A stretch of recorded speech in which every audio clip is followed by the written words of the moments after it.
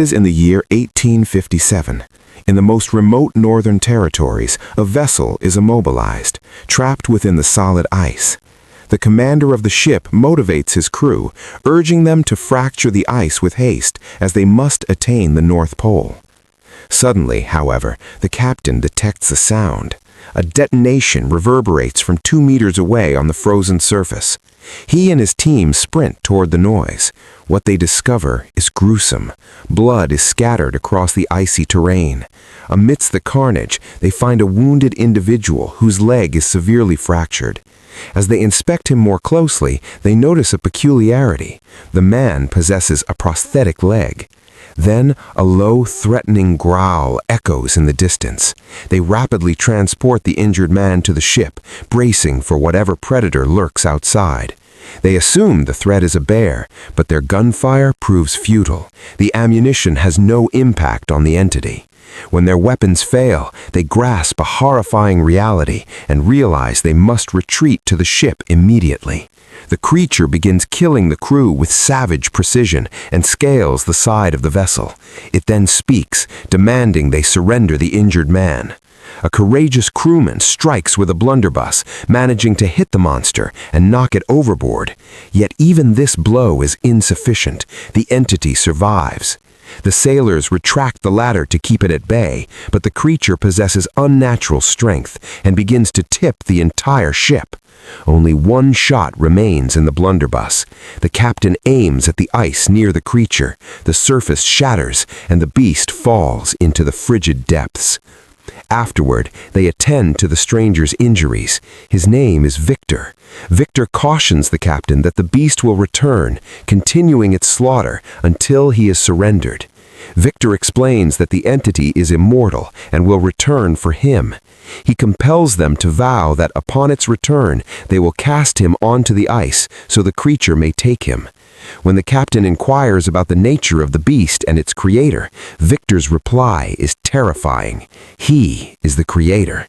Victor identifies himself as Victor Frankenstein, a name bestowed by his father meaning conqueror. Victor recounts his past, living with his mother while his father served as a baron and a distinguished surgeon. His father married his mother for her significant dowry and noble heritage. Whenever his father returned home, the household was forced to submit to his authority. His father mandated that Victor's pregnant mother consume meat for protein. Each day, Victor would pray before his guardian angel while listening to his parents argue. His mother would often collapse in tears while holding him.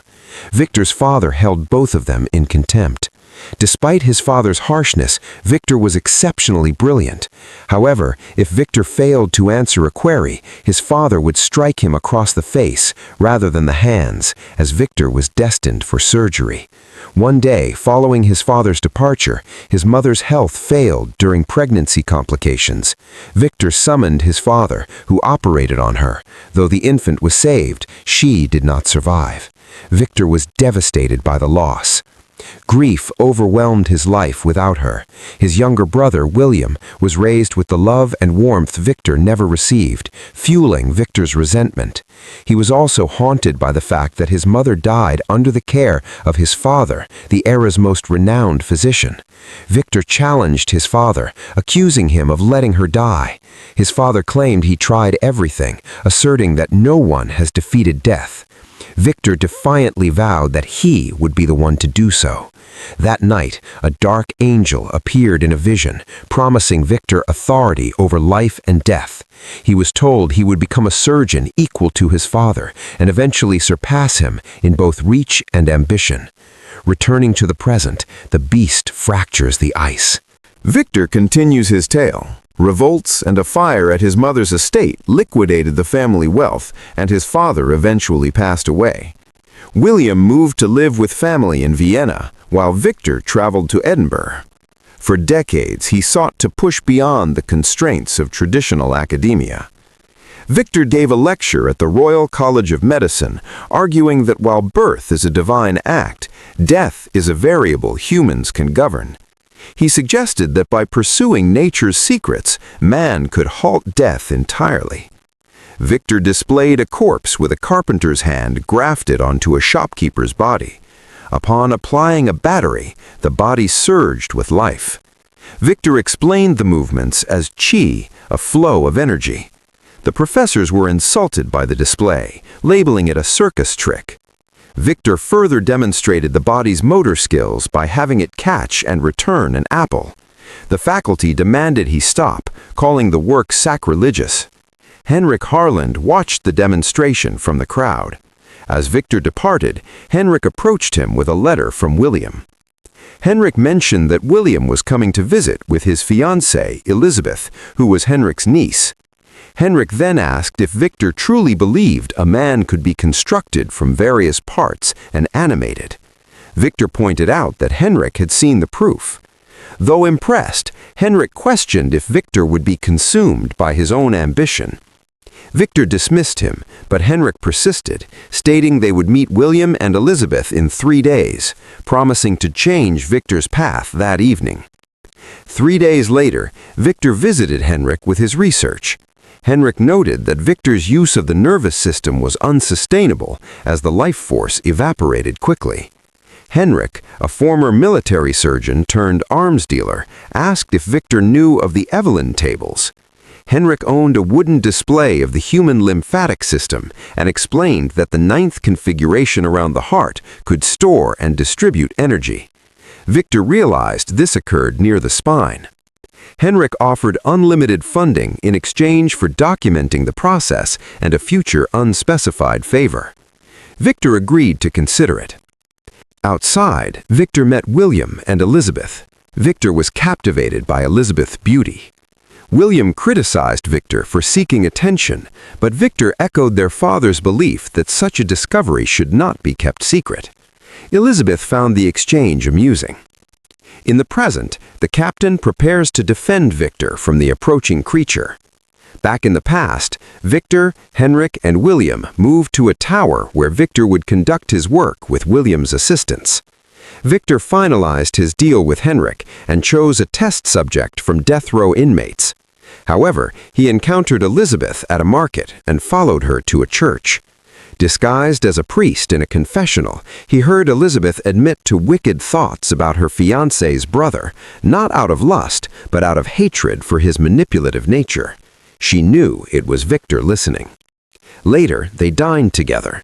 Though Victor assumed she read romance, she was actually a student of entomology. They danced, and Victor felt a renewed interest in life. He began leaving the laboratory work to William, who meticulously prepared the experiments. Eventually, Henrik arrived with news that his wealth was depleting due to a lack of war. He gave Victor 1 week to master the distribution of current throughout a body. Elizabeth visited and rejected Victor's romantic advances, choosing to stay with William. Heartbroken, Victor found the final scientific breakthrough and successfully animated a test subject. He scoured a battlefield for a large specimen to make the assembly easier, stitching together parts from various soldiers while Henrik photographed the process. As a storm approached to charge the batteries, Henrik revealed he had syphilis and demanded the new body for himself. Victor refused, noting that Henrik's current body was rotting. A struggle ensued, and Henrik accidentally fell to his death from the tower. Victor activated his machinery as lightning struck, funneling power into the corpse. Initially, it seemed to fail, and Victor cursed his guardian angel. However, after another vision, the creature stood before him, alive. Victor communicated with the beast through gestures and taught it his name. Meanwhile, Elizabeth and William began searching for Henrik. Victor kept the creature chained, and though it obeyed him, he remained uncertain of its purpose. Over several weeks, the creature displayed rapid healing abilities. When William and Elizabeth arrived, Victor tried to hide the creature's intelligence. Elizabeth discovered the beast and, moved by compassion, touched its hand and asked who had hurt it. Victor proudly claimed he had given it life. Despite the creature's strange behavior, William questioned where its soul resided. That night, Elizabeth visited the creature again. Though it remained silent at first, it eventually whispered her name after she left. Victor warned Elizabeth away, claiming the experiment was a failure and the creature lacked intellect. Elizabeth argued the creature was pure and filled with pain. In a fit of jealous rage, Victor tortured the creature, demanding it follow orders. The creature fought back and screamed Victor's name. Fearing the beast, Victor lied to William, claiming it had killed Henrik. He urged them to flee. After they left, Victor prepared to burn the tower down. Elizabeth, sensing something was wrong, tried to return. Inside the tower, the creature spoke Elizabeth's name. Victor set the fire, and the tower exploded. Victor was thrown clear, breaking his leg, while the creature was left in the flames. The story shifts to the creature's perspective as it boards the ship in the present. It recounts escaping the fire and falling into the sea. It eventually washed ashore and learned to survive in the forest, wearing clothes from scavenged remains and mimicking the behavior of animals. After being shot by hunters, it sought refuge in a home belonging to a blind old man and his family. The creature surreptitiously helped the family with their chores, becoming their forest spirit. Eventually, it approached the blind man, who welcomed the traveler with kindness, sensing his goodwill through his voice. The creature learned to read and dreamed of its past, eventually finding the ruins of the tower and Victor's research. It realized with horror that it was a monster made of many men. Returning to the old man, the creature found him being attacked by wolves. It saved him, but the man was mortally wounded. In his final moments, the old man called the creature a friend. When the family returned, they saw the monster and attacked. The creature killed one in self-defense and fled. Feeling utterly alone, the creature sought out Victor on his brother's wedding day. Victor, having abandoned his obsession, was confronted by the creature, who demanded a female companion. Victor refused, fearing they would create a race of devils. The creature, driven by rage and loneliness, attacked Victor. Elizabeth intervened, but Victor accidentally shot and killed her. Victor carried her body to a cave, where she died, expressing her love for the beast. Victor pursued them into the snow. In a final confrontation, the creature tried to kill itself and Victor with dynamite, but it survived and healed once more. Ultimately, Victor was rescued by the ship's crew. On the vessel, Victor finally apologizes to his son and asks for forgiveness. The creature forgives him as Victor passes away. The creature then frees the ship from the ice, allowing the crew to survive, and prepares for his own end, hoping that in death they both can finally be human. And that is how the movie comes to an end. Thanks for watching. Kindly like and subscribe so you don't miss a single video, and leave a comment to help boost this channel.